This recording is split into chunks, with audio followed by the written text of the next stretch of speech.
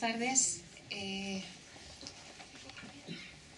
Con esta conferencia cerramos, igual que el año pasado, el ciclo de perdedores, olvidados e impostores en la historia de España, porque es el doctor Antonio Calvo Maturana, de la Universidad de Málaga, quien nos pone los impostores en este ciclo ya tradicionalmente, el año pasado y este año, entre otras cosas porque, como lo hemos puesto aquí, igual que el año pasado, él publicó una obra, que luego si quieren pueden pasar a echarle un ojo los que no lo vieron el año pasado, titulada efectivamente así: Impostores, sombras en la España de las luces. Para mí es un motivo de felicidad, y no quiero que suene raro ni ilustrado. Los ilustrados, la felicidad de los súbditos, tal, ¿no? Es un motivo de felicidad enorme realizar este curso con mi compañero, el doctor López Anguita, que hoy clausuraremos, y contar con compañeros, como ustedes han ido viendo, muy capaces, muy solventes, que han ido aportando muchísimo a cada uno de los personajes o colectivos que se han ido tratando aquí este año. Sin embargo, si me permiten, hoy estoy un grado más feliz, ¿no? Un poquito más encantada. Feliz y agradecida, sobre todo agradecida, porque el doctor Calvo Maturana ha vuelto a decir que sí y tiene que venir desde Málaga. Ya sabemos que hay llave, pero cuando digo esto es porque generosamente, él se desplaza para esto desde Málaga. Y les he ido comentando a lo largo de las presentaciones anteriores que todos mis compañeros tienen una agenda tremenda, que nos han hecho un hueco, pero en este caso no es diferente, sino incluso más complicada. Porque el año pasado hacíamos un repaso bastante más extenso, el que voy a hacer este año, del currículum del profesor Calvo Maturana, pero les puedo decir que en un año esto crece exponencialmente. Y si al año que viene viniera a visitarnos otra vez y a pasar una tarde con nosotros, pues ya no lo tendría que presentar como profesor contratado doctor de la Universidad de Málaga, porque ya está preparando su titularidad y en unos meses será profesor titular en la Universidad de Málaga. Sí, pero bueno, hay que decirlo. Y además, en este año, y quiero resaltarlo especialmente aquí, veníamos hablando de esto, con la juventud del doctor Calvo Maturana, el Ministerio le ha concedido un proyecto de investigación del que es investigador principal. Y les aseguro pues que eso es un hito muy importante en la carrera de cualquier docente, de cualquier investigador, y también en la del profesor Calvo Maturana. Entonces, aprovecho, aunque lo he hecho personalmente, para felicitarle, porque hay mucho que felicitar en todo esto, y los que nos dedicamos a la profesión sabemos de lo que estamos hablando. Y decía que estoy agradecida por eso, por su generosidad, porque sé que está preparando ya no solo las clases y metido en la vorágine docente, sino también la oposición y todo esto, y es muy de agradecer. Y decía que estaba feliz porque entre las cosas que podamos tener en común, académicamente hablando, el doctor Calvo Maturana y yo, pues es nuestro maestro, nuestro director de tesis, el profesor Cepeda, que hoy nos acompaña a los dos en esta sala, y que a los dos pues nos hace mucha ilusión que esté aquí. Le damos las gracias, aunque llevemos todo el día juntos, pero le damos las gracias por su presencia esta tarde aquí. Bien,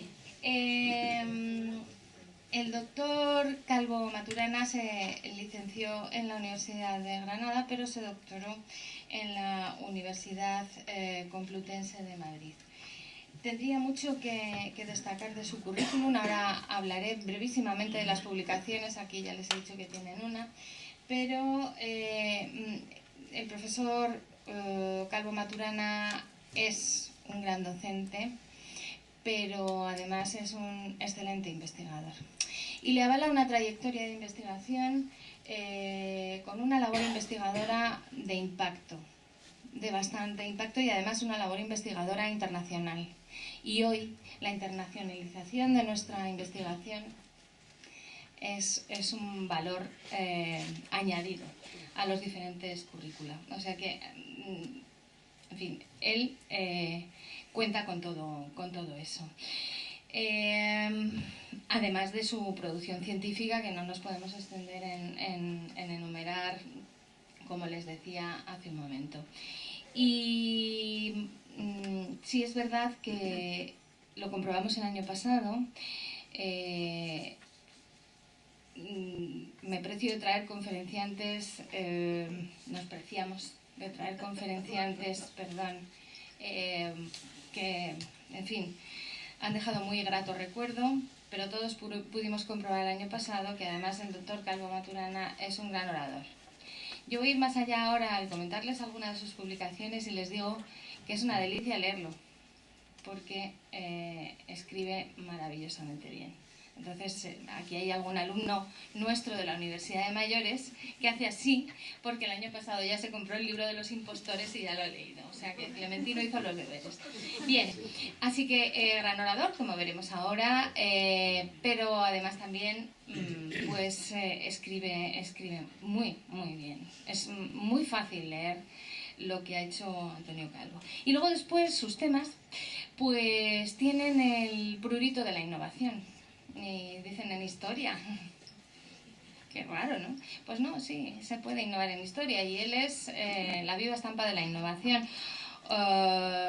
Este libro, por ejemplo, nadie había trabajado esto y el proyecto de investigación que les estoy comentando, que le ha concedido el Ministerio, se lo han dado para estudiar de forma interdisciplinar y yo creo que transversal también, no lo sé, el humor en la España de los últimos 3 siglos, ¿no? Va a estudiar el humor en la España de los últimos 3 siglos. Vamos a ver si avanzando los años le podemos engañar un poco más y nos cuenta, cuando lleve resultados y trabajos sobre esto, nos cuenta alguna cosa más. Bien, lo que sí que querría decir es que el profesor Calvo Maturana ha ganado con una de sus publicaciones, uno de sus trabajos, el 9º Premio Iberoamericano de Ciencias Sociales Cortes de Cádiz, y que de sus publicaciones, que tiene 4 monografías, si no recuerdo mal, y aquí tengo el currículum actualizado, yo querría destacar, aparte de los impostores, una de ellas que a mí me gustó mucho, quizá porque fue la primera suya y la primera que leí, ¿no?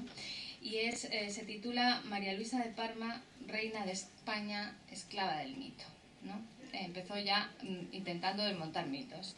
Les recomiendo encarecidamente la lectura. Luego hay otros libros, aparte del Impostores, otros 2. Y en su currículum abreviado un montón de artículos en revistas de investigación de impacto que han tenido un impacto notable, y también he hecho una selección, ¿no? Y entonces yo he elegido lo que a mí me gusta. No puedo ir diciendo qué artículos ha publicado, pero bueno, les recomendaría uno titulado Con tal que Godoy y la reina se diviertan, en torno a la virtud de María Luisa de Parma y la legitimidad de Carlos IV. Por ejemplo, ese sería uno. En esto ha heredado la habilidad de nuestro maestro, poner unos títulos preciosos a todo lo que publica. Y es que es verdad que pone unos títulos muy sugerentes que nos invitan nos llevan directamente a la publicación. Yo señalaría otro, Florida Blanca, Aranda y Godoy y el partido de la reina, la influencia política de María Luisa de Parma en los primeros gobiernos de Carlos IV. Y finalmente, el último, y ya le cedo la palabra a él, de traidores leales y veletas, intelectuales y políticos españoles ante los vaivenes de la crisis del antiguo régimen. Bien, esta tarde nos va a hablar, como han visto en el programa que se repartió desde que se inició el ciclo, nos va a hablar de impostoras y travestidas, una mirada a las aventuras del antiguo régimen. Sin más, le cedo la palabra al profesor Calvo, reiterándole mi agradecimiento y el del doctor López Anguita por participar en este curso. Muchas gracias. Ante todo, muchísimas gracias al doctor López Anguita y a la doctora Herrero Fernández Quesada por invitarme a este acto. Soy feliz de estar aquí en la segunda temporada de esta serie de los impostores No sabemos, se está negociando una tercera. A ver qué dice la cadena, la cámara está allí. O sea que... A ver qué pasa. En cuanto a la presentación, pues estoy abrumado. Cuando me escuchen hablar, al final pensarán, bueno, pues hoy habrá tenido un mal día, porque tampoco era para tanto. Pero de verdad que muchísimas gracias por esa presentación tan cariñosa y tan amistosa. Bueno, pues vengo a hablarles de impostoras. La última vez hablé de un impostor concreto, del Príncipe de Módena, y en esta ocasión voy a hablar de impostoras en general, de mujeres disfrazadas de hombre. Antes que nada querría saber quién estuvo en la charla del año pasado para saber hasta qué punto tengo que, bueno, extenderme en la parte inicial o ya la han escuchado y no quiero ser pesado. Solo puedo saber levantando la mano quién estuvo el año pasado. Bueno, menos de la mitad. Bueno, voy a intentar no repetirme muchísimo. Aún así fue el año pasado, o sea que puedo... vengo a presentar de nuevo, a presentar mi libro, del que ya ha hablado mi querida compañera, en el que afronto la impostura en la edad moderna, sobre todo en el siglo XVIII. Gente que se hace pasar por otra gente. Se puede ser un suplantador, o sea, alguien que se hace pasar por alguien que existe, o un impostor, me hago pasar por alguien que no soy, pero no necesariamente existe. Entonces, dentro del libro trato, dentro de una introducción, la importancia de ser otra persona, la realeza y la nobleza fingidas, los falsos eclesiásticos, dentro de esto hay falsos inquisidores, falsos miembros de la jerarquía eclesiástica, espías y conspiradores, mujeres en traje de hombre, que es el tema que aquí nos ocupa, y las 1001 imposturas, que es una miscelánea, un cajón desastre en el que introduzco pues, los otros temas que no me cuadraban, no nos vayamos a engañar. Para terminar hablando de la vigencia de la impostura, porque hoy sigue habiendo impostores. Hoy seguimos encontrando impostores constantemente, la impostura nunca desaparece, aunque vaya avanzando la tecnología, aunque el Estado sea capaz de identificarnos, aunque haya huellas digitales, siempre hay una trampa que va por delante y la impostura sigue presente. Bueno, iba a poner un ejemplo, pero no quiero acabar los juzgados de cuando estaba acabando el libro, pero todos lo tenemos en mente. Ya está. ¿Cuáles son las perspectivas que afronto en este libro? No me gusta escribir una mera narración de hechos y quiero siempre contextualizar históricamente los casos de los que hablo. Entonces, para mí la impostura tiene claramente una connotación social. Saben ya perfectamente cómo funcionaba la sociedad del antiguo régimen. La sociedad del antiguo régimen es estamental, es inmovilista. Y ese inmovilismo hace que cuando uno nace campesino, lo más normal es que muera campesino. Y cuando uno nace noble, lo más normal es que muera noble. ¿Es una sociedad totalmente estática? No totalmente. Hay ciertas vías de escape para que una familia enriquecida pueda ennoblecerse con el tiempo. Pero hablamos de varias generaciones. Lo normal es el estatismo. Porque es una sociedad que funciona a través del nacimiento, de la cuna, de la sangre, y no del mérito, no del mérito individual. No es ese hombre hecho a sí mismo, esa mujer hecha a sí mismo en la que hoy creemos. Y esta sociedad estamental está sancionada legalmente y religiosamente. Religiosamente, porque Dios te ha hecho campesino y tienes que morir campesino, y de esa manera te salvarás, no debes de rebelarte ante tu situación. Y también legalmente. No todo lo que es legal ha sido siempre justo. La ley a veces ha apoyado situaciones que nosotros hoy consideramos injustas. Y la ley, legalmente, se sancionaba esta situación de desigualdad, de injusticia desde nuestro punto de vista.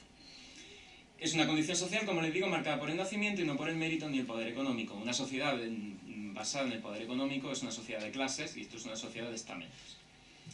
Entonces, mi pregunta ¿es el travestismo un ejemplo de female agency? ¿Qué es la female agency? Son estrategias femeninas para sobreponerse a una situación injusta, a una situación patriarcal.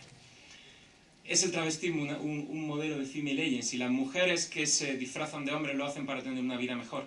Pues vamos a ver que en muchos casos sí, pero no siempre. Hay muchas mujeres que se hacen pasar por hombre para tener un trabajo masculino que no podrían tener de otra manera, pero hay otras que se hacen pasar por hombre por otros motivos que vamos a ver. Y además, lo que sí que es cierto es que el travestismo permite renegociar los límites patriarcales. Una mujer como mujer tenía no un techo de cristal, sino directamente de hormigón en el antiguo régimen, que era imposible de traspasar, y haciéndote pasar por hombre, aunque perteneciera al Estado. Ya el hecho de en lugar de ser campesina, ser campesino, suponía un privilegio. Así que el travestismo permite renegociar esos límites. Existe, por ejemplo, el caso de la granadina Elena de Céspedes, que pasó de ser una hija ilegítima de una esclava mulata, madre de un hijo y sin trabajo, o sea, soltera, madre de un hijo sin trabajo, mulata, lo tenía todo, un punto de partida peor, es difícil de imaginar, se convirtió con los años en un cirujano de cierta formación, con cierta cultura, en el siglo XVI en Granada. Eso es la prueba de que, haciéndose pasar por hombre, uno podía progresar más fácilmente en la vida. También la impostura tiene una lectura cultural, tiene un punto de vista claramente cultural. Primero les quiero hablar, por ejemplo, de la alteridad, de la otredad. La otredad es un fenómeno, es la capacidad del ser humano de percibir a alguien como distinto. Nosotros percibimos, incluso nos inventamos diferencias respecto al prójimo, que nos definen a nosotros mismos. El otro es quien nosotros no somos. Así que el otro para el hombre es la mujer, el otro para un español puede ser, bueno, ahora se lleva que sea un catalán, o que sea un francés, o que sea quien sea. Pero claro, eso, repito, hace que creemos un discurso de nosotros y ellos, de nosotros y nosotras. Y por lo tanto la otredad es inseparable de la mismidad. Insisto, repito, yo percibo al otro para percibirme a mí. Dicen dos autores referencia en este asunto: una de las cosas más evidentes que definen al ser humano como tal es su pasión por clasificar, ordenar, nombrar el mundo como forma de ubicarse dentro y hacer de la relación con su entorno un refugio seguro frente al caos. La alteridad nos identifica y nos salva del caos. Y esto ocurre en el caso de los impostores. El impostor, la impostora, se percibe a sí misma inicialmente como ¿qué? Como mujer, como hombre. El impostor que se quiere hacer pasar por noble se identifica a sí mismo como alguien del estamento no privilegiado, pero percibe al noble y lo imita. Hace falta alteridad, hace falta percibir al otro, hace falta identificarlo para imitarlo. Me gusta mucho por todo lo que tiene de reveladora esta cita. Esta es una cita que demuestra claramente la alteridad. Voy a ponerla. Es una cita de Diógenes Laercio en su vida de los filósofos ilustres del siglo III. Tales el filósofo dijo: estoy agradecido a la fortuna por tres motivos. En primer lugar, porque nací ser humano y no animal.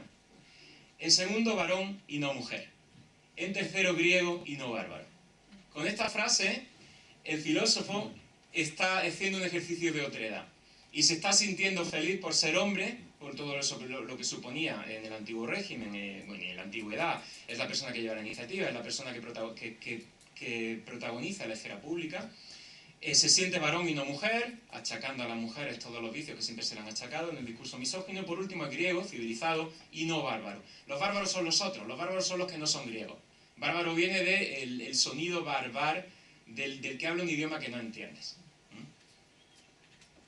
Por tanto, la alteridad es inevitable, Mafalda nunca está de más, y no necesariamente indeseable, porque por supuesto no se identifica tal y como somos.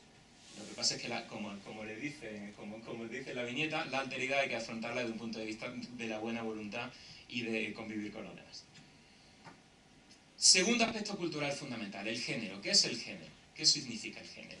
El género es, de nuevo, un fenómeno cultural y es nuestro primer elemento identificador cuando nacemos. Cuando una persona está embarazada, ¿qué se le pregunta siempre? ¿Es niño o niña?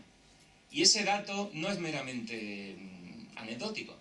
Ya se espera del niño y de la niña que se comporten y que sean de una manera en la vida, que jueguen con unos juguetes distintos, que tengan incluso un carácter distinto. Las personas están ya marcadas por su género desde que nacen, porque el género es una construcción cultural. Así que cuando yo afronto un asunto como el de las impostoras, tengo que ser consciente de que el género es algo cultural y que el género es algo que tiene que en aquella época tenía una diferente coyuntura a la que tiene hoy, aunque el patriarcado tenga miles de años. Así que uno se enfrenta a un problema ético, incluso como historiador. Yo, cuando hablo de mujeres y de impostoras, tengo que catalogarlas, tengo que definirlas. ¿Y quién soy yo para decirle a alguien si es un hombre o una mujer, si es lesbiana o bisexual? Esas etiquetas que a nosotros nos hacen encuadrar a la población y a la gente, realmente viven de una perspectiva biológica genital que parte del siglo XIX, que no existía ni siquiera en el antiguo régimen. Entonces, esa perspectiva biológica genital de hombres y mujeres, porque para Aristóteles, como saben, la mujer era un hombre imperfecto. No esa dualidad tan clarísima que tenemos hoy día, que queremos saber, pero bueno, ¿qué es hombre o mujer? ¿Pero qué es? No, eso son etiquetas. Y a mí me incomoda a veces, en este mismo capítulo, de un lado me tengo que hacer entender, del otro lado reniego de esas etiquetas. Un ejemplo claro de por qué el género es cultural. Esta es Jeanne Barret. Fue asistente de un botánico, Félix Commerson, viajó con él y acabó convirtiéndose ella también en una investigadora botánica. Hay plantas que llevan su nombre incluso. A ella no le estaba permitido ir a la expedición de Bougainville, saben la planta, ¿no? La bugambilla, el nombre viene de este expedicionario, Bougainville, y se enroló para ir con su pareja disfrazada de marinero. Bien, pues ella navegó durante meses y la tripulación pudo verla más o menos rara, pudo sospechar algo de ella, pero en todo momento ella viajó como un hombre. Bien, cuando Jeanne Barret desembarcó en Tahití, cuando los indígenas de Tahití vieron a la expedición, directamente nada más verla dijeron, es una mujer. Porque no estaban condicionados por los elementos culturales que nosotros tenemos. Ellos no pensaban que una persona por llevar el pelo corto o por llevar unos pantalones, ya no vemos más allá, decimos, es un hombre. En cambio ellos, nada más verla, se fijaron en otras cosas y dijeron, es una mujer. Es una prueba de que la percepción del género es claramente cultural. Y por último, el travestismo femenino es algo que ha estado históricamente en el imaginario colectivo. Es algo que tenemos casos en la historia y la cultura occidental y oriental desde los inicios. Por ejemplo, es muy conocido la fábula de Higinio sobre Annodice, que es una ginecóloga ateniense del siglo IV. Ella era discípula de Herófilo, como pueden leer ahí, y es una época en la que se dice que se prohibía a las mujeres ejercer como parteras. Pero claro, las mujeres iban entonces a hombres que ejercían como parteros y ellas preferían ir con mujeres. Y ella, que había estudiado medicina, ejerció vestida de hombre. Así que cuando el resto de médicos vieron que las mujeres iban a ella, la denunciaron, en principio porque pensaban que era un hombre que tenía relaciones con sus pacientes, que por eso las pacientes iban a verlo, siempre la misma excusa. Y ante el aerópago, ella se abre su camiseta, descubre sus pechos y demuestra que es una mujer, ante la sorpresa de todos. O sea que no es un hombre vicioso, sino que es una mujer. En la Biblia, la mujer no se vista de hombre ni el hombre se vista de mujer, por ser abominable delante de Dios quien tal lo hace. El Deuteronomio. Es algo condenable, la mujer tiene que vivir como mujer y el hombre como hombre. Pero volvemos a Annodice y volvemos a una historia de un santo, o una santa. Este es el retablo de la iglesia de Santa Eugenia, que está en Astudillo, en Palencia, y ahí ven a Santa Eugenia. Santa Eugenia era hija del prefecto de Alejandría y antes que casarse con alguien con quien no quería casarse, se hizo pasar por hombre y tomó los hábitos. Después de unos años en el monasterio, pasando por fraile, fue denunciada por asuntos perversos y ella, ante los jueces, de nuevo, igual que Annodice, se abrió el hábito y demostró que era una mujer. O sea que es una tradición recurrente, son casos, evidentemente, que recorren la tradición cultural occidental. La famosa papisa Juana, la supuesta papisa, es una papisa legendaria, situada en el siglo IX, pero que realmente no existió. Que durante el siglo XIII se creó la leyenda y los protestantes, para hablar de la corrupción de la Iglesia Católica, siguieron manteniendo esa leyenda. Y según esa leyenda incluso hay una tradición en el papado por el que el Papa, cuando se sienta en la silla de San Pedro, tiene un agujero por debajo en el que se supone que hay que palpar. Hay una tradición en la que se dice, bueno, tiene dos y bien grandes o algo así, para que se sepa que es un hombre. Pero vemos en esta imagen cómo la papisa Juana da a luz en mitad de una procesión y vemos cómo el mal, el diablo, está detrás de esta acción. Mujeres guerreras que van a luchar en lugar de su padre.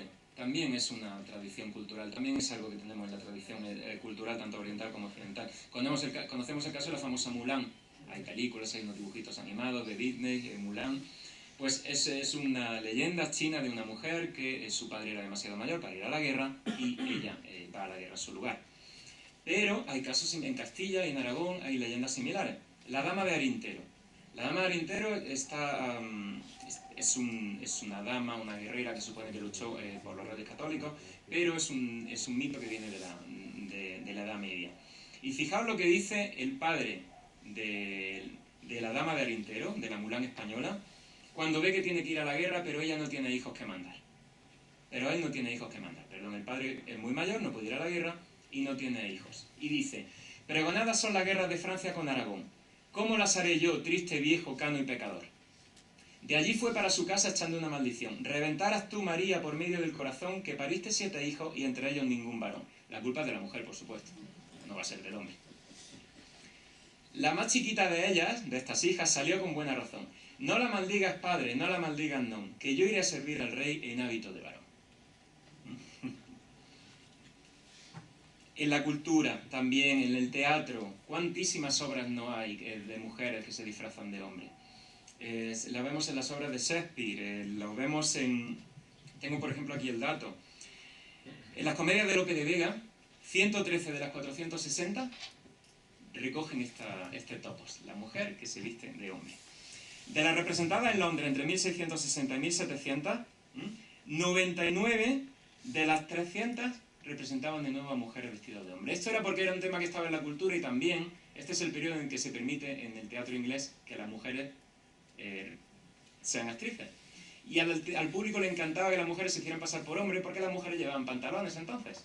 Y los pantalones son en principio ropa de hombre porque son ceñidos. Y les gustaba ver la forma de la mujer.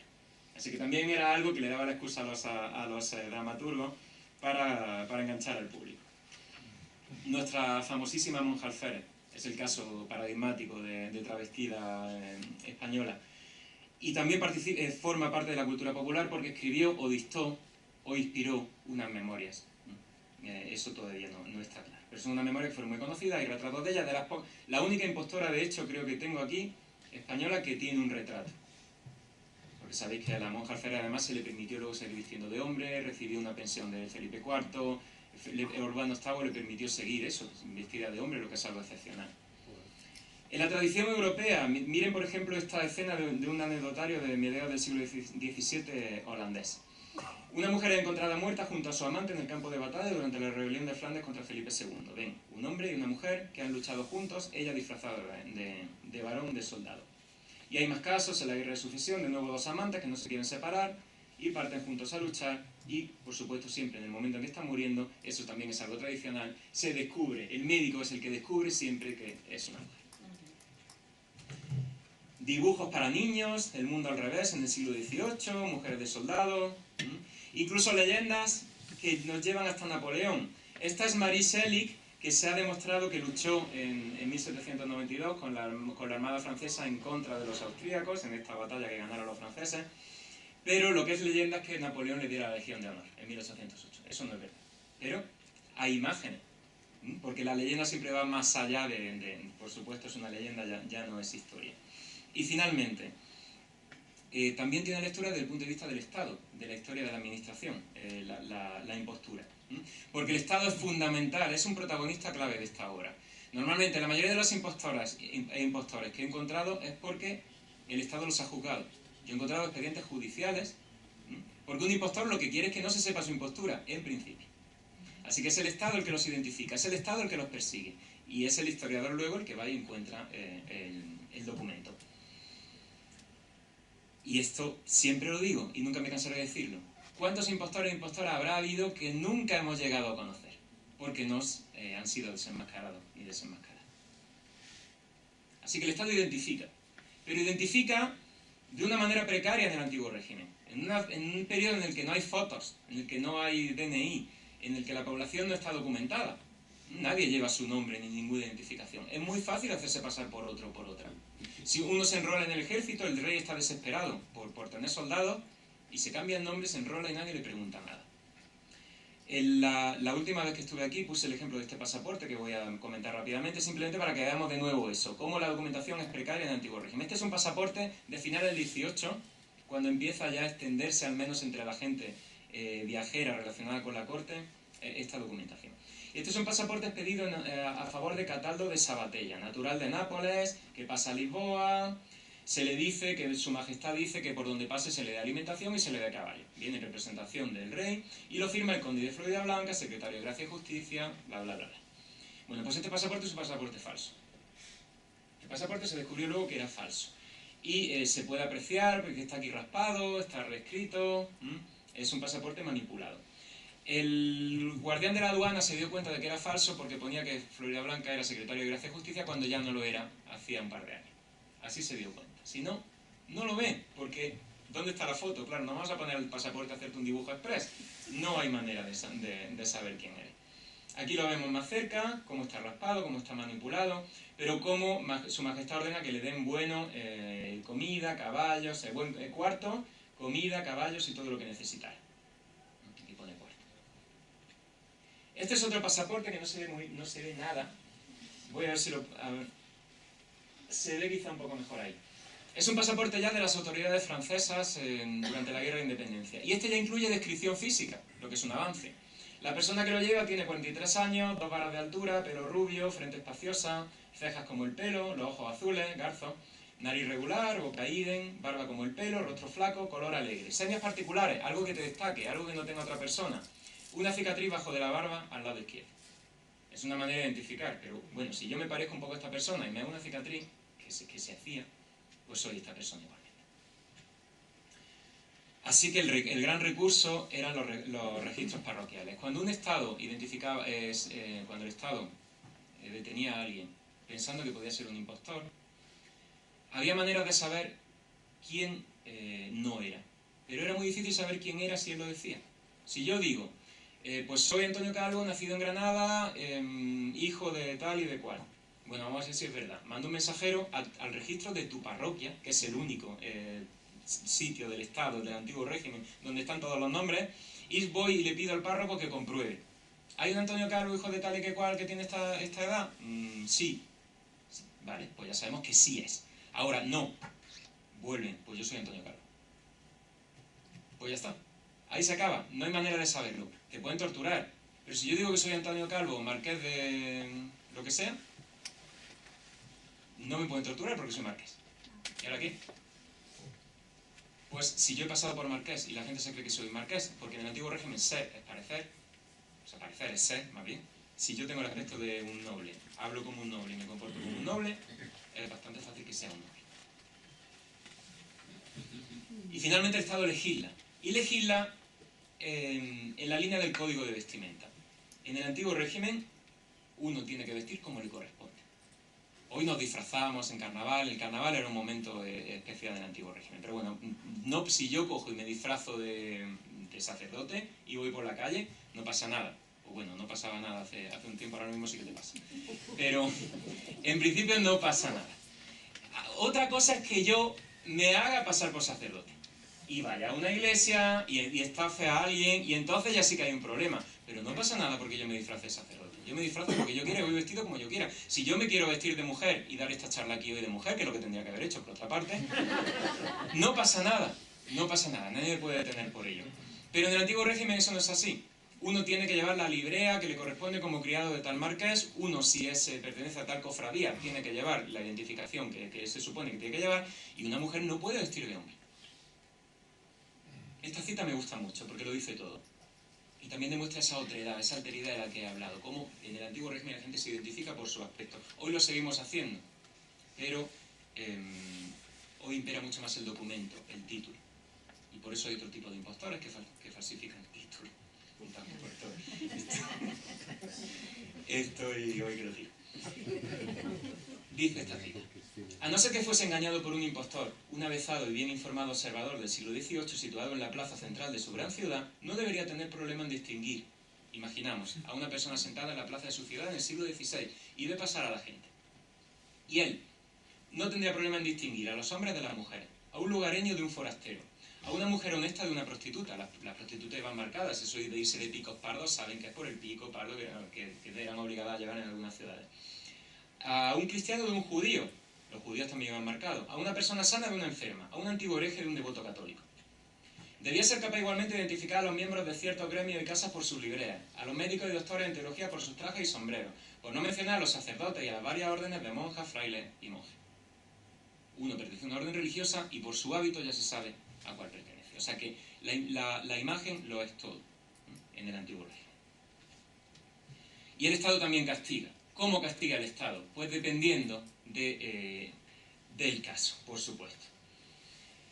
Vamos si quieren, por ejemplo, que le haga un adelanto en ese sentido, ¿cómo castiga el Estado? En el caso de las mujeres, a las mujeres se las castiga en relación a la virtud. Si una mujer se ha disfrazado de hombre, lo primero que se le hace es volverla a vestir de mujer. hay que restablecer la situación previa. El Estado del antiguo régimen siempre hace eso. Cuando una pareja se pelea, la reúne. Cuando una mujer se viste de hombre, la vuelve a vestir de mujer. Todo tiene que volver a la situación originaria y natural.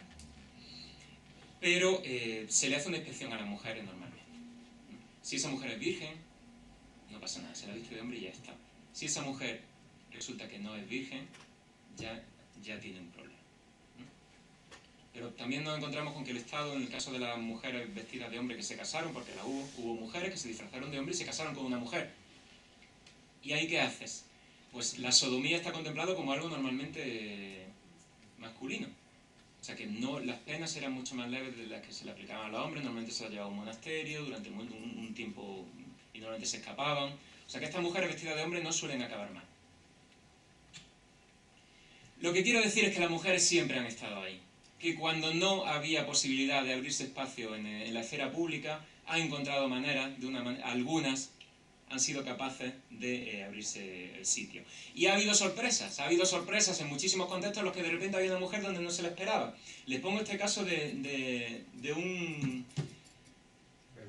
verdugo. En 1747 el estupor fue increíble en Lyon, lo tengo ahí escrito además, pero, porque Marguerite Bretona era el verdugo de la ciudad. Se descubrió que el verdugo era una verduga. Y fue del estupor grandísimo. Una persona que se había ejecutado ya a 3 personas, hasta que se supo. Se había vestido de hombre ya como monaguillo, como soldado. Había llegado ayudante de verdugo y ya había llegado a verdugo. Hasta que se la descubrió. Y se la descubrió porque incurrió en un caso de prevaricación, de ayuda a terceros, y se la llevó a juicio por eso, y ahí es cuando se descubrió en la cárcel que era mujer. Pero si no, no se habría descubierto. O bueno, se la habría descubierto más adelante. ¿Cuáles son los casos que tiene mi libro? Mi libro tiene decenas de casos de impostores y de impostoras. Voy a presentar algunos de ellos. Por ejemplo, el de Ana Maldonado. Quiero hacerles un discurso más o menos transversal y no detenerme mucho en los casos particulares, pero siempre es bueno no conocer a los personajes. Ana Maldonado fue descubierta en 1718 camino a Gijón. ¿Qué es lo que había hecho Ana Maldonado? Se había vestido de hombre para viajar con su amante a América. Su amante y ella estaban casados. Así que decidieron que ella se vistiese de hombre y viajara a Gijón para embarcar hacia América. Fue descubierta por su criado y sobre todo porque Ana Maldonado, lo vamos a ver también luego, no era una buena impostora. Digamos que tenía fallos claves que hicieron ver a la gente que era una mujer.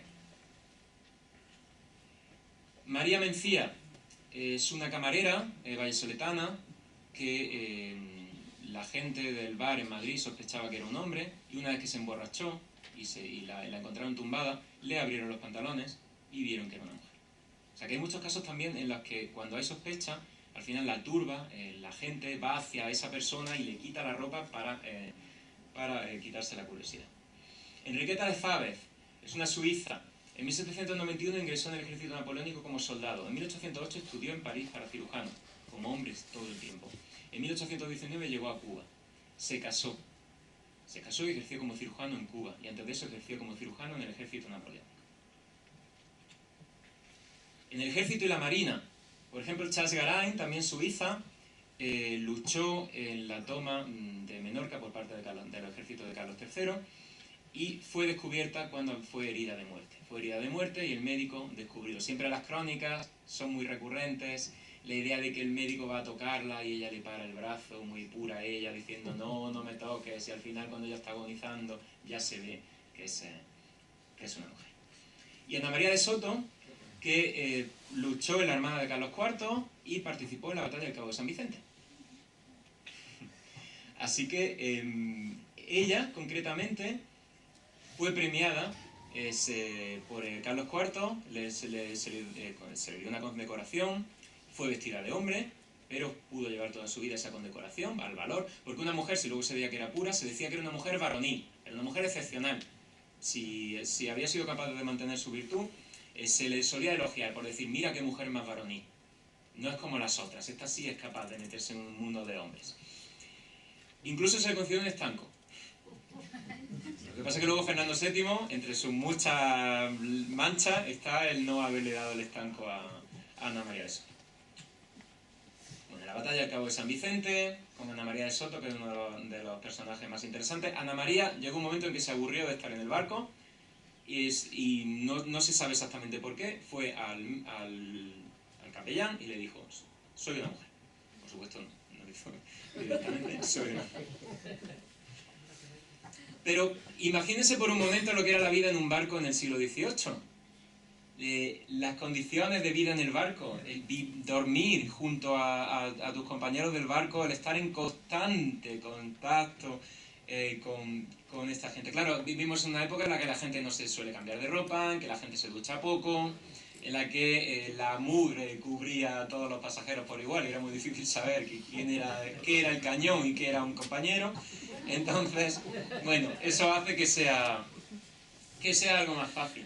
Pero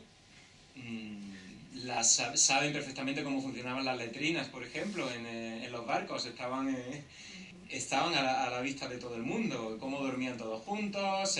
Y no nos olvidemos, por ejemplo, incluso del propio periodo de las mujeres, que es algo que suele delatar muchas veces a las mujeres, aunque la alimentación era peor, el periodo no era regular, bueno, pero está presente desde luego. Si nos vamos del Cabo de San Vicente a la batalla de Trafalgar, porque la cabra siempre tira al monte y yo tiro hacia lo mío, pues hay una anécdota de la batalla de Trafalgar reflejada por este pintor, por Matthew Dubourg, o Dubourg, porque es inglés. Ya saben, con los apellidos ingleses, hasta que uno no los escucha, no sabe cómo se dicen, así que... alegría. Bueno, pues hay crónicas que dicen que se encontró, cuando los ingleses fueron a rescatar a los franceses, encontraron a mujeres entre los tripulantes. O sea que, insisto, las mujeres han estado allí siempre. Volviendo a Ana Maldonado, esta mujer que se fue con su amante, tenía 17 años, ya tenía un matrimonio infeliz, como era la mayoría de los matrimonios, ¿no?, del antiguo régimen, o bueno, no voy a decir que la mayoría, es mucho decir, pero bueno, eran contratos, eran matrimonios de conveniencia, arreglados muchas veces por los padres. Pues ella se enamoró, parece de verdad, y se quiso ir con su amante y se viste de hombre. Y Ana Maldonado, lo que iba a hacer para embarcar a América era coger un permiso falso. Pero es que hay anuncios falsos, constancia de anuncios falsos de pasaportes para América desde el siglo XVI en Sevilla. Anuncio de falsificación de licencia recogido por un proceso judicial del siglo XVI. Quien quiera comprar una licencia para pasar a India, váyase entre la puerta de San Juan y de Santi Esteban, al camino que sale a Tudela, cabo de un puente de piedra, y allí, en aquella calle, pregunte por Francisco Brava, que se le venderá. Igual que hay anuncios, ¿verdad? De se hace TFG por la cara, trabajo de fin de grado para quien no pueda hacerlo, teléfono, o vendo boli y regalo entrada. Pues aquí no se vendía boli, pero sí que se daba una licencia. Yo voy a la Casa de India, demuestro que soy cristiano viejo, que cumplo todos los requisitos que hacen falta para embarcar a India. Y me dan la licencia y luego la vendo a alguien que saca pasar por mí y ya está. El disfraz tenía sus límites. Había gente que no pasaba o que le costaba pasar por hombre o por mujer. Este es el caballero de Eón, es muy famoso, es un espía que toda su vida jugó a la ambigüedad.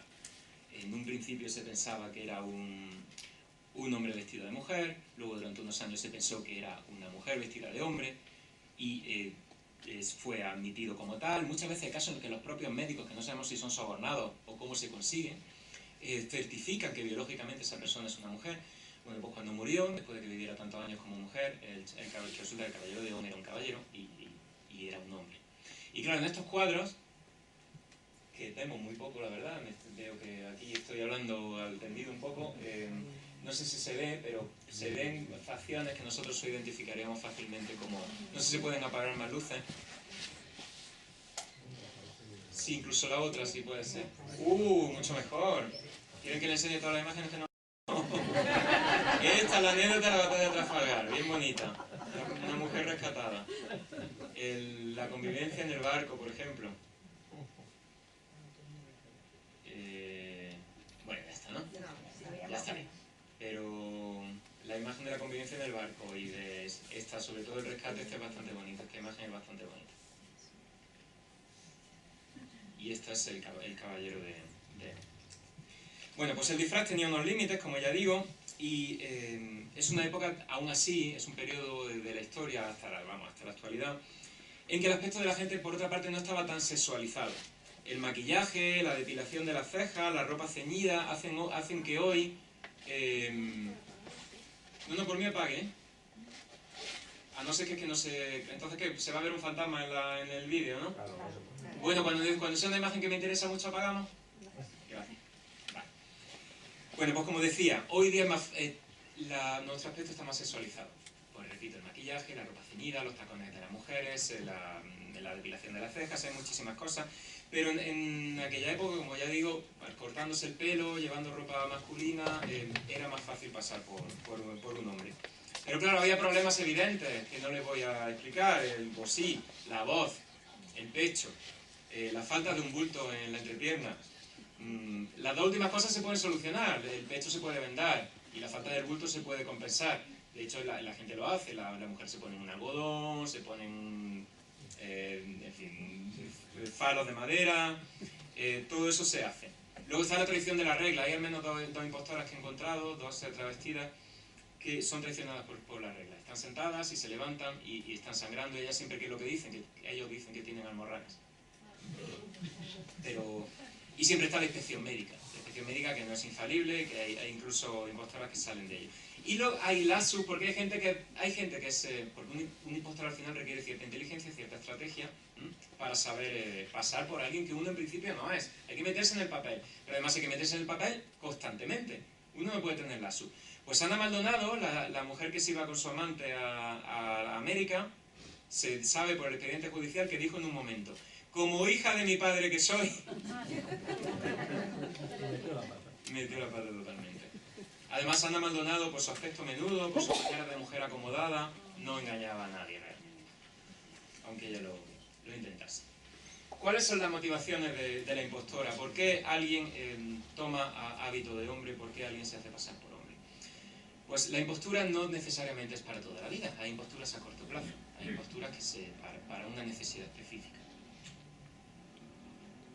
Por ejemplo, para pasar desapercibida. Cuando una mujer quería viajar, si viajaba sola, o viajaba con poca gente, o viajaba incluso con hombres, incluso viajar en grupo a veces también es un problema, para no ser agredida sexualmente, para no ser atacada, hay una tradición clara de mujeres que se disfrazan de hombres para viajar. O para ir de fiesta, para de nuevo, en los tumultos del carnaval, en la fiesta, en cualquier procesión, en cualquier situación en la que hay muchos hombres, también eso, pasar desapercibida y no ser agredida, o para poder comportarse de una manera más alegre, más liviana, poder beber alcohol sin que nadie la juzgara por ser una mujer. Para escapar de un peligro puntual, o sea, cualquier disfraz, de hombre o de mujer o de noble o de lo que sea, por motivos románticos, como ya hemos visto, entre millones de comillas, para ir al ejército a luchar con tu amante, con tu marido, para huir con tu amante. Y también para delinquir, por supuesto.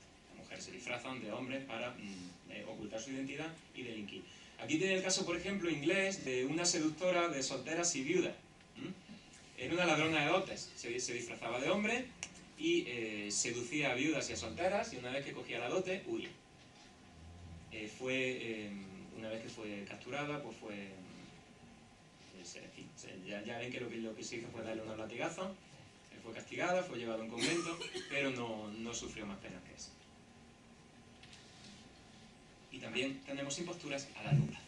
Gente que opta por hacer de la nueva identidad una forma de vida. ¿Y cuáles son los motivos? Por ejemplo, abandonar el hogar. Mujeres que viven en su hogar, que están totalmente mediatizadas por su condición femenina, que están oprimidas por su familia, y salen del hogar. Y el hogar no es solo tu casa, el hogar es tu pueblo, el hogar es el sitio en el que vives. Porque la impostura funciona solo en los sitios donde la gente no te conocía previamente. Esto es una perogrullada, pero hay que decir. Y para conseguir un trabajo masculino.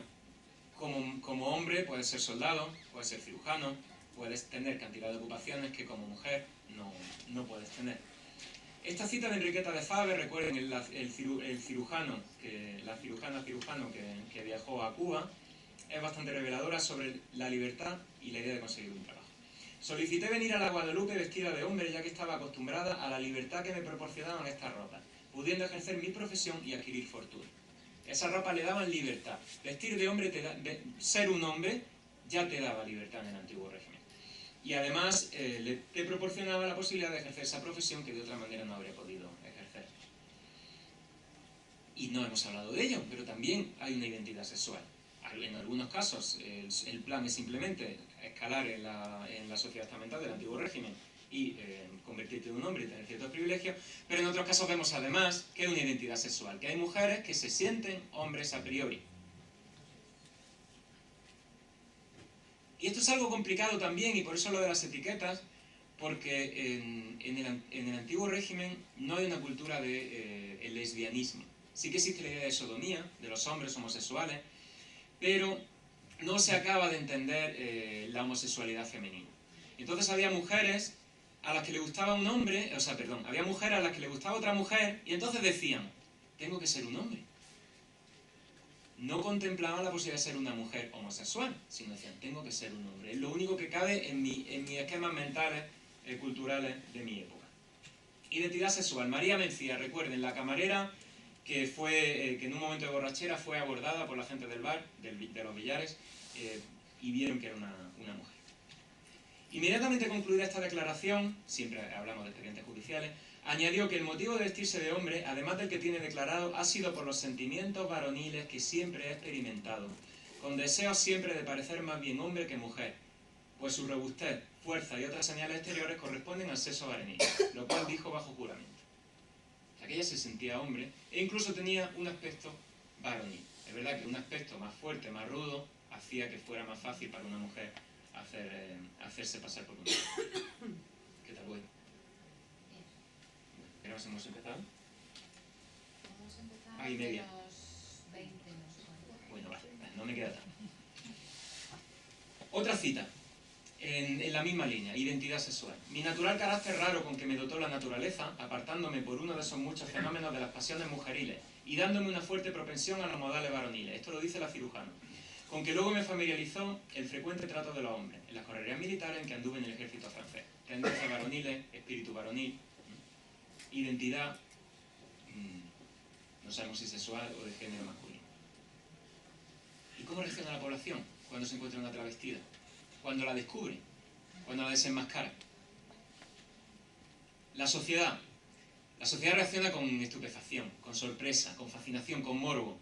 La sociedad va a ver a las travestidas a los monasterios, quiere verlas, quiere conocerlas, se arremolina cuando una travestida ha sido desenmascarada. También abusan de ellas, como ya hemos dicho, quitándole la ropa cuando tienen la sospecha de que es una mujer, ese hombre de que sospechan, y también con rechazo. Rechazo por alguien es una persona rara, que se disfraza, que no es una mujer como nosotros la entendemos. Justicia. La justicia lo primero que hace es reconocer médicamente, como ya he dicho, insisto, para ver si la virtud está intacta. Lo siguiente que se hace es restablecer el orden social, repito también. Y vemos la incomprensión. Los jueces tienen una perspectiva falocéntrica, y continúo lo ya he dicho previamente sobre que no hay una cultura del lesbianismo, no hay una cultura del tribalismo que se llamaba en la época y que no estaba en los esquemas mentales, en la mayoría de ellos.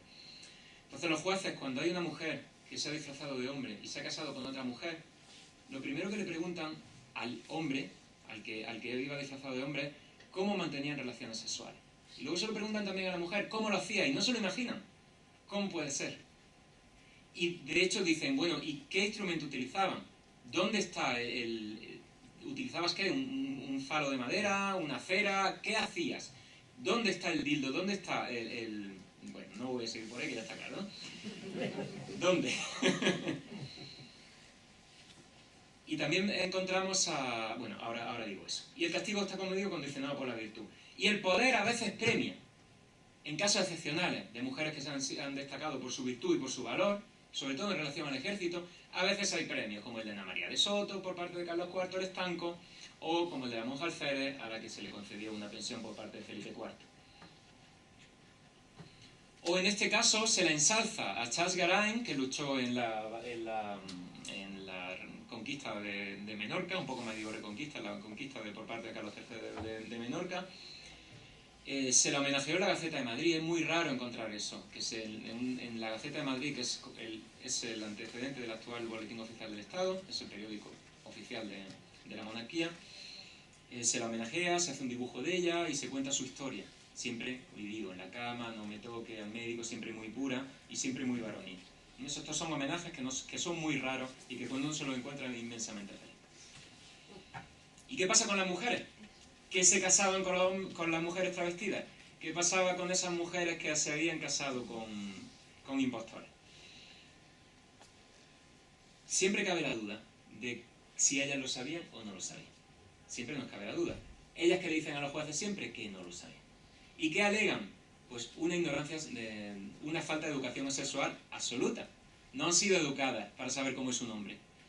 Y siempre dicen, pues mi marido apagaba las luces, yo no sabía nada, se me acercaba por detrás, yo nunca vi nada ni toqué nada, porque además, como saben, en el antiguo régimen, una mujer que se precie tiene que ser pasiva en el sexo totalmente. Una mujer que se precie tiene que estar siempre debajo y no moverse.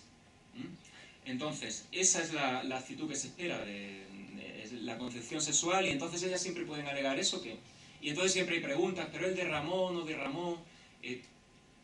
Los jueces insisten, ¿qué pasó? ¿Cómo lo hacíais? Hay una obsesión por saber cómo se producía el acto. En el caso de Juana de León, además, es la mujer de Enriqueta de Fávez, la cirujana de Cuba. Era una persona que estaba en una situación desvalida, era una persona que vivía en una situación miserable. Entonces es bastante fácil imaginar que se le acercase y le dijese, Enriqueta, mira, soy en realidad una mujer, pero necesito una barba, necesito a alguien que haga pensar a los demás que soy un hombre, que legitime mi coartada. Así que es un pacto, una simbiosis. A mí me das una vida más o menos aceptable como mujer de un cirujano y yo a cambio, pues vivimos esta farsa. Eso es una opción. Pero en esta historia además tenemos cartas escritas por Enriqueta de Fávez una vez que es desenmascarada y tiene que irse a Nueva Orleans, a Estados Unidos. Entonces hay cartas de ella diciendo a su Juana que había dicho que era un monstruo, que era una bestia, que ella no lo sabía, que la había engañado. Bueno, pues Enrique sigue enamorado de ella y le dice, Enriqueta, amada Juana, desde Nueva Orleans en 1823, ya estoy bien lejos de ti como te prometí antes de que comenzara toda nuestra desgracia. No sé cómo comenzó todo, realmente ha sido como una novela de toda mi vida. Este viaje a la isla de Cuba no me dejó ser la misma mujer, o mejor, el mismo hombre. Aún conservo el olor del mar, los gritos de las personas a mi paso, los insultos, el miedo a que nos descubrieran. El miedo a que te descubran, el miedo a la turba. Hoy estoy a punto de emprender el último de mis viajes y todos estos papeles me recuerdan un pasado escandaloso del cual no me arrepiento y espero que tú tampoco. Juana, no sé si podremos vernos de nuevo algún día, pero sí estoy seguro de que de hacerlo estaría de nuevo dispuesta a sufrir a tu lado. Te quiere, Enrique. Una carta romántica. Juana ya se había casado y tenía hijos, pero la carta romántica aquí la tengo. Y claro, finalmente, hemos hablado hemos hablado todo el rato de mujeres que se hacen pasar por hombres. Y nos cae una pregunta. ¿Había hombres que se hacían pasar por mujeres? Pues muchísimos menos. Muchísimos menos porque en el antiguo régimen pasar de hombre a mujer es bajar el escalón. Así que, en principio, lo que hace falta es querer disfrazarte para huir a corto plazo o realmente tener una identidad sexual distinta a la biológica. Y el caso de nuevo es el del caballero de León. Si me apagan un momentito las luces para que veamos esta imagen que merece la pena. Gracias, compañero. Bien. Esta escena, este cuadro merece la pena verlo. Porque presenta al caballero de León viviendo como mujer, pero celebrando una exhibición de esgrima. Sería como algo extraordinario. Es una mujer que sabe practicar esgrima, es una mujer varonil. Entonces el caballero de León hizo varias de estas exhibiciones en Inglaterra y en Francia, y la gente de la época lo recogió como algo extraordinario, una mujer que tuviera esa habilidad con el esgrima. El caso de Carlos de Estuardo, el famoso Bonnie Prince Charlie, que se disfrazó también de mujer, eso parece que es una leyenda para escapar después de una derrota. Es un príncipe, es un candidato al trono que se ha disfrazado de mujer para escapar, o sea que es una situación puntual. En España, en la monarquía hispánica, he encontrado solo un caso que no sé cómo catalogar, ustedes me dirán ahora. Es el caso de Sor Fernanda.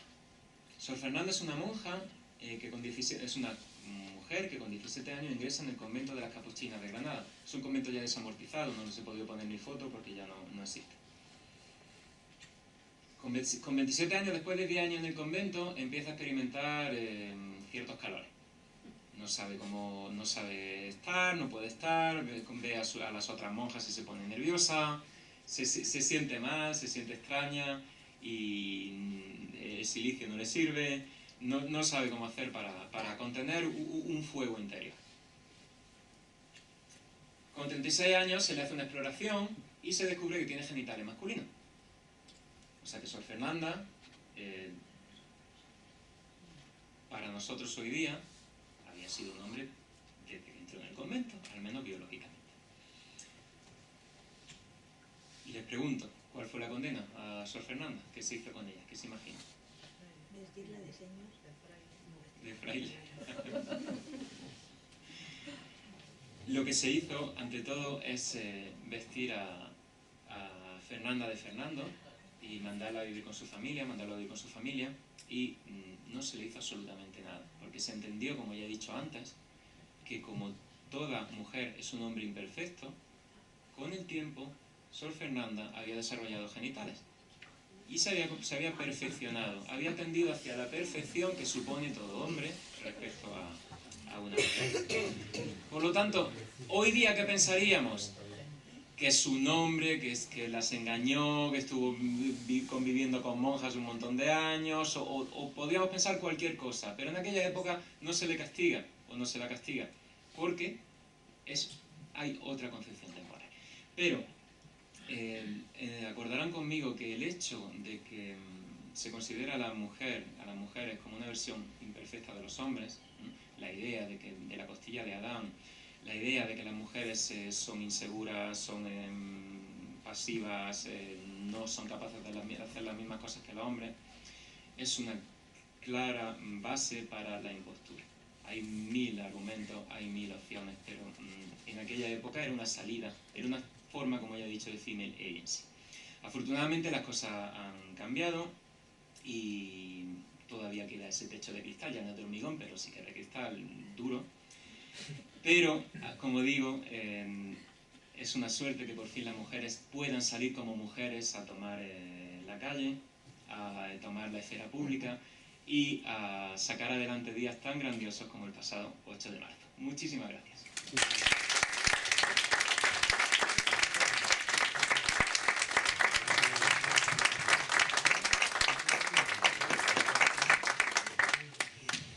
Bien, muchísimas gracias al doctor Calvo Maturana, ya les decía yo. Y ahora, como es habitual en estas reuniones que tenemos algunos miércoles del invierno y hoy ya de la primavera, pues queda el turno de intervenciones de aquellos que nos acompañan y hacen esto posible, es decir, de todos ustedes. Así que adelante. No, es que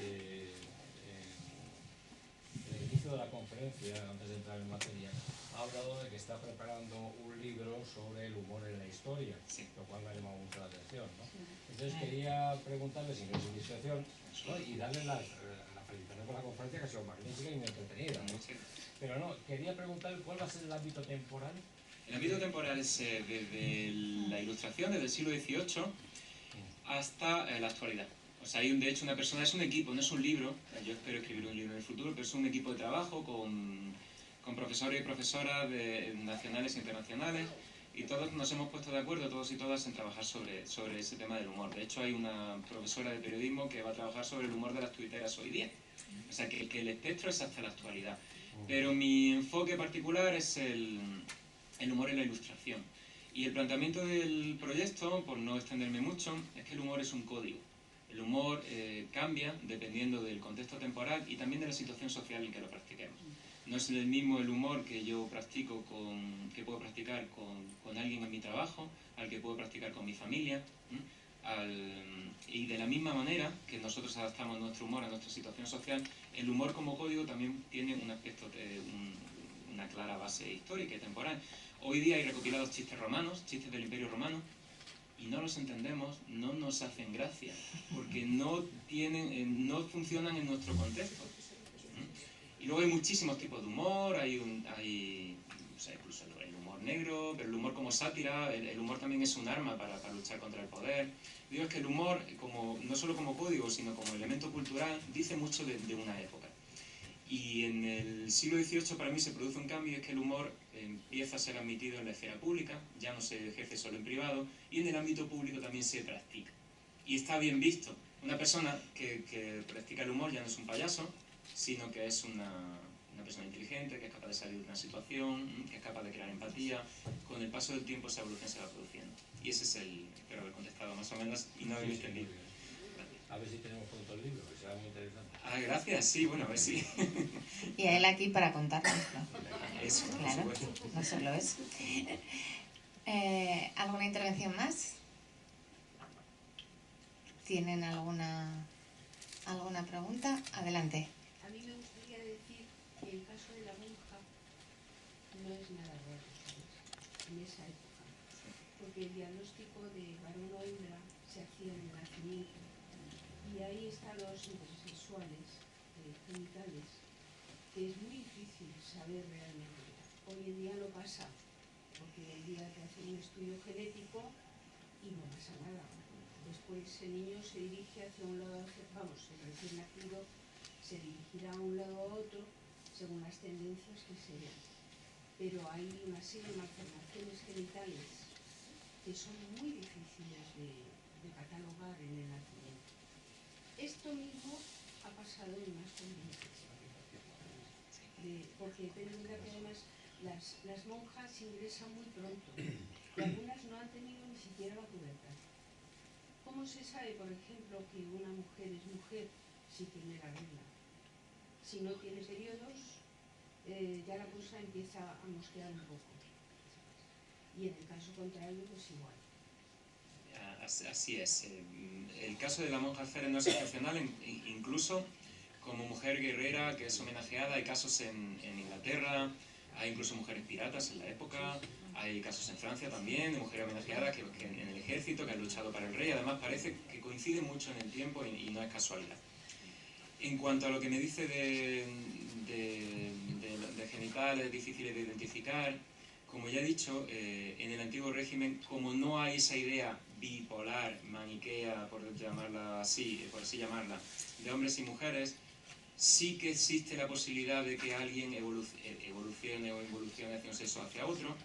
Pero a partir del 19, como digo, hay un libro muy bueno de Michel Foucault que se llama Hercule Barbar, y en ese libro estudia precisamente el cambio, en el que la persona antes considerada como, bueno, pues como hombre o como mujer, o no era juzgada moralmente, pasa a convertirse en alguien raro, en un monstruo, en el que el hermafrodita ya pasa a ser un monstruo. Y eso es algo decimonónico, eso es algo que está muy asociado a la moral burguesa.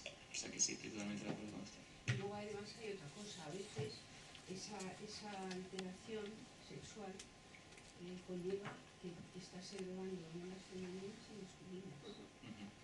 Hay una patología que se llama síndrome de Morris, que son los testículos feminizantes, que son mujeres guapísimas que se casan y no pueden tener hijos.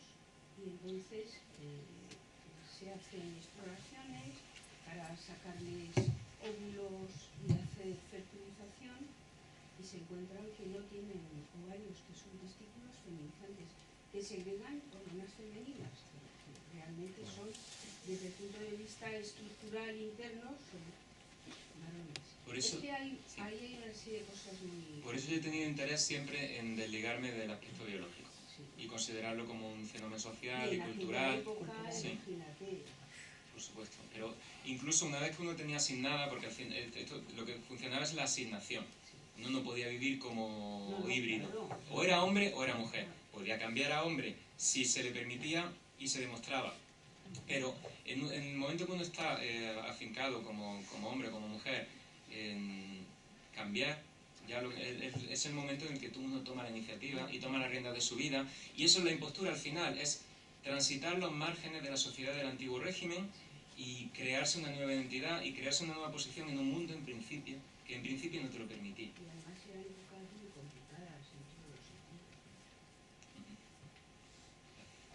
Muy bien, muchas gracias. Es bien interesante la participación de todos, así que, como se acaba de ver, así que anímense.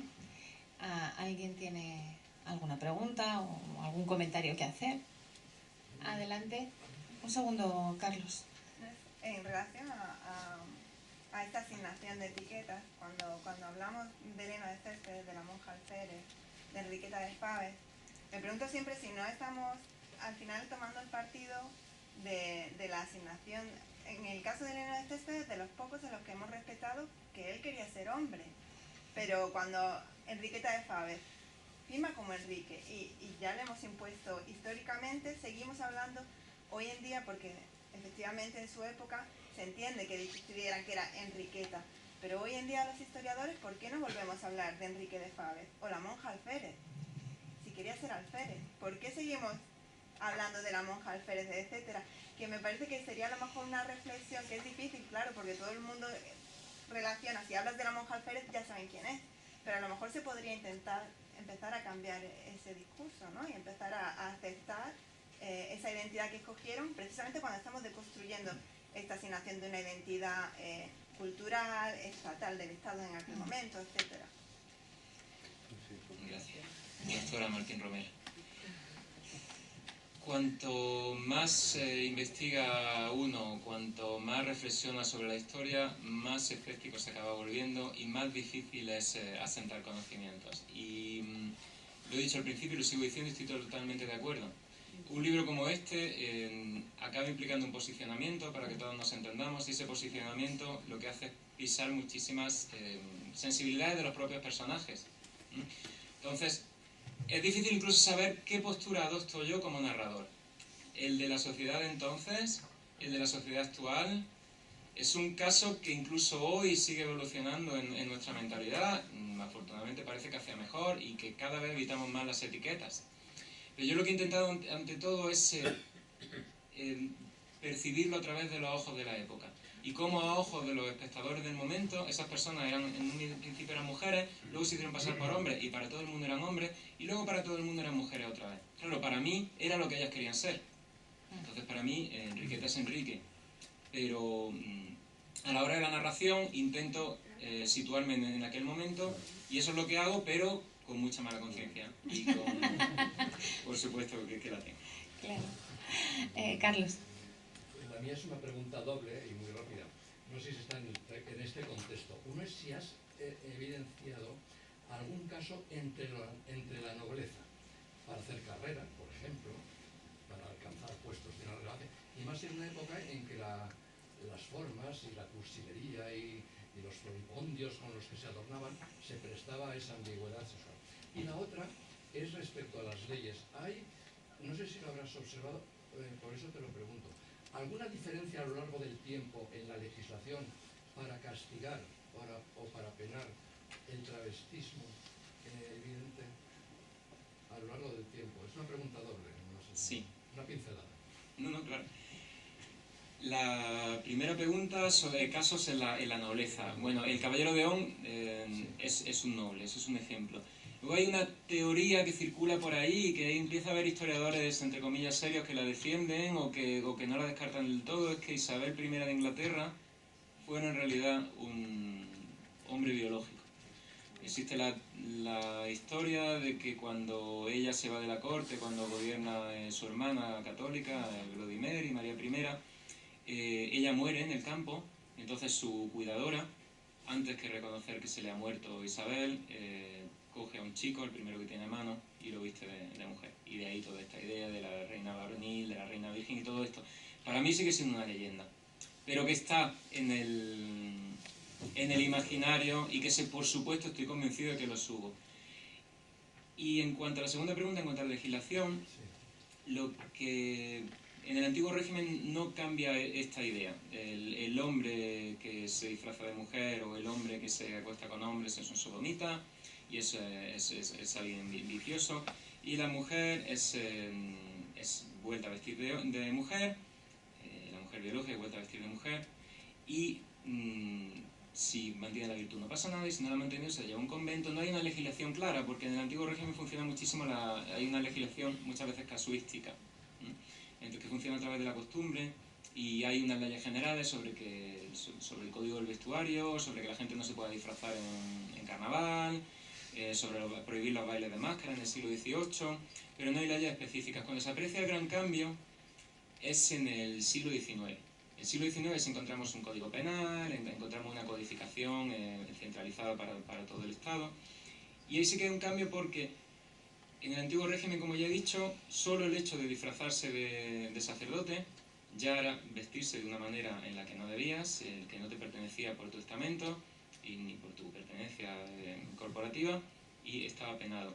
Pero ya vemos que hay, no al principio de la legislación liberal, pero en la segunda mitad del siglo, que ya vemos que el delito no es vestirse de cura, sino ejercer como tal.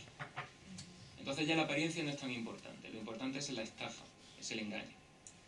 Ese cambio demuestra la diferencia clara, ¿no?, entre la legislación incluso la manera en que funciona la sociedad en el antiguo régimen y en el nuevo. Está contemplado, ¿no? Está tipificado. Sí, en el libro lo menciono, ese tránsito legal de un... Además, leyes de nada, la misma ley cómo cambia de un código a otro en la siguiente edición. De nada. ¿Hay alguna intervención más? Bueno, pues yo voy a manifestar una inquietud que he tenido siempre. Y bueno, a lo mejor no he pensado mucho en ella y he pensado más con lecturas como esta y trabajos de investigación como este que ha realizado el doctor Calvo. A mí me ha interesado mucho siempre la impostura intelectual. No te rías. La impostura intelectual. Y no hablo de ahora, que también. Hablo de antes, de siempre. Y que creo que es posiblemente en el periodo que nos ocupa, nuestro periodo, el periodo moderno, hasta principios del siglo XIX, es decir, creo que es todavía más difícil de detectar que esta tipología de la impostura que tú nos has traído hoy aquí, ¿no? ¿Tienes algo? Y si no tienes nada... No se me ocurren ideas, porque sí que es sugestiva, por supuesto, sugerente la pregunta.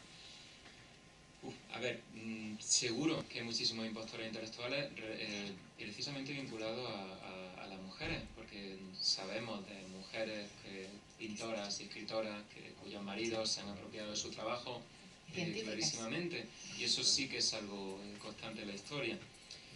Pero también de nuevo tenemos que aplicar el cambio de época, y una cosa que siempre me interesa del siglo XVIII, una de las muchísimas, que es un siglo poco conocido y poco valorado en relación a la España imperial de Carlos V, etcétera, ¿no?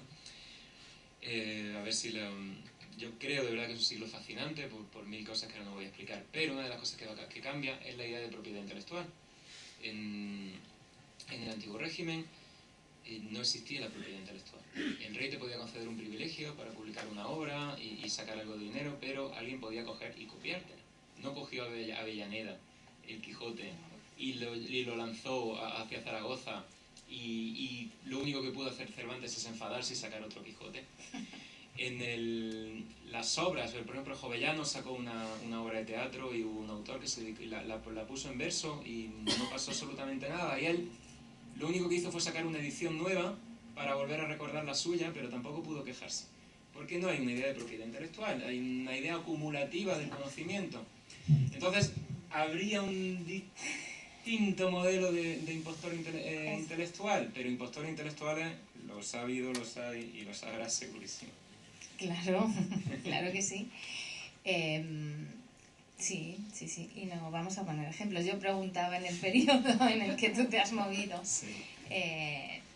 Porque además es, repito, una de de las cuestiones que a mí más me han interesado y más me han inquietado, aunque yo no trabajo en la historia cultural, por supuesto, pero bueno, Sí, somos ahí historiadores y... recomiendo para eso un libro que creo que salió el mismo año que el mío, de Joaquín Álvarez Barrientos, Sí. sobre falsificaciones e imposturas intelectuales. Él se fija mucho en la literatura.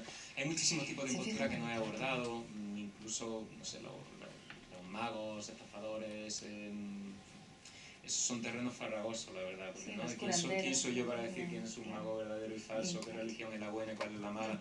Es algo difícil. Y la impostura intelectual, aunque él lo trata de un punto de vista literario, pero es un muy buen libro, es una persona que es un gran filólogo barra historiador, Joaquín Álvarez Barrientos, y se dedica en parte a eso, y una de las cosas que estudia es precisamente las memorias de las monjas alférez, hasta qué punto son auténticas o hasta qué punto son una invención posterior, un constructo. Pero él trabaja eso y lo hace Sí. muy bien, pero es verdad que es un Sobre tema todo que... desde el punto de vista de la literatura. Sí, y una impostura intelectual Sí, de otro tipo. eso ¿Cuántas es. ideas no se han robado, verdad? ¿Cuántas buenas ideas no se ha apropiado el que está encima del que está, ¿no? del que está debajo? Y bueno, a lo mejor en el futuro, cuando se me pase el buen humor, Claro, cuando acabes con el humor. cuando acabe con el humor Cuando y acabes ya con todos el estemos humor. tristes, me pondré No, con eso. bueno, muy bien. Pues seguro que será estupendo y será fascinante, como han podido comprobar y han podido ver por segunda vez. Y ahora yo, si no hay más intervenciones, le voy a ceder la palabra a mi compañero y coordinador de este ciclo para que haga un previo, cierre y yo luego me despido. Pues después ya voy a ser muy breve, como siempre, como todos los años, agradecerles su fidelidad. Encima este año que ha habido una racha de muy malos de miércoles, con una climatología que nos ha sido bastante adversa, y han estado ustedes siempre ahí. Como ha mencionado mi compañera, la doctora Herrero, son ustedes, o sea, ustedes siempre agradecen porque son un público muy agradecido, ¿no? Pero en el fondo, quienes hacen estos ciclos de conferencias que continúen, que pervivan, son ustedes, que son los que vienen. Sin ustedes no tendría ningún sentido. Agradecer como siempre también al colegio, al decano, que siempre pues bueno, se muestra favorable a que continuemos haciendo estos ciclos, al staff del colegio, a Luis, que nos acompaña todas las tardes, Carmen, que sube las conferencias, a Lola Herrero por permitirme coordinar y participar en estas... Bueno, sí. Y a los ponentes, Antonio, te lo digo ya a ti, muchísimas gracias de verdad siempre y bueno, gracias.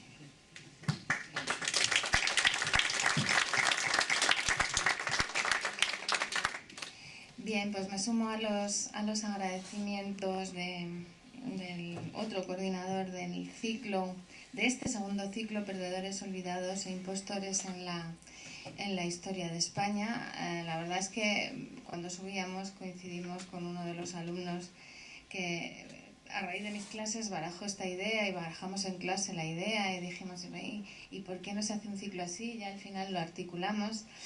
Y ha sido casi a demanda, ¿no? Un ciclo casi a demanda. Entonces lo hicimos el año pasado, tuvo muchísima aceptación y dijimos, bueno, pues un segundo, pues ha sabido a poco, nos falta gente, es que bien, pues hemos hecho el segundo. Y ahora viene la pregunta del millón porque estamos cerrando y despidiendo. Hemos tenido una reunión de claustro el otro día y ya estamos programando las actividades del curso que viene. Sí, y el decano, hay que decirlo, que el colegio, pero el decano admite las propuestas de nuestros ciclos de conferencias, aunque dice que son muchas, o le dicen a él que son muchas, pero lo admite de buen grado y siempre nos presta apoyo e infraestructura. Entonces este año parece ser que yo he dicho y luego me he desdicho. Eso me dijo Antonio, dice, ¿pero qué me estás contando? Porque yo dije, bien, perdedores olvidados e impostores en la historia de España no acabaríamos en la vida. Nunca. Tú has dicho que dije y luego que me he desdicho. Bien, bien, y dije, pues es que no vamos a terminar, hay que cambiar de... Hombre, Lola... Y esto fue él, ¿eh? Hombre, Lola... algunos alumnos también, pues es que falta y no sé qué, yo quería cambiar de palo la baraja. Bueno, pues entonces al final, como soy bastante facilona, pues les anuncio que al curso que viene, el curso académico que viene, y más o menos en esta franja temporal de la vuelta de las Navidades, enero, febrero y antes de la Semana Santa, esto ya sí, rotundamente. Habrá un perdedores olvidados e impostores en la historia de España y 3. Y 3. Y punto final. Entonces, ya se lo anunciamos, ya les convocamos y sobre todo les agradecemos lo que ha dicho mi compañero, la compañía, la lealtad y sus aportaciones que siempre, aparte de su atención y su entusiasmo, sus aportaciones, esto nos pasa en clase igual con la Universidad de Mayores, ¿no? Con los alumnos que tenemos, sus aportaciones que siempre suelen ser excelentes. Mil gracias a todos, pero preferentemente a nuestro compañero, el doctor Calvo, que hoy ha hecho el esfuerzo de venir desde Málaga, nos ha acompañado y nos ha hecho pasar una tarde deliciosa. Ahora que ya les he dicho antes, si leen el libro es más delicioso todavía.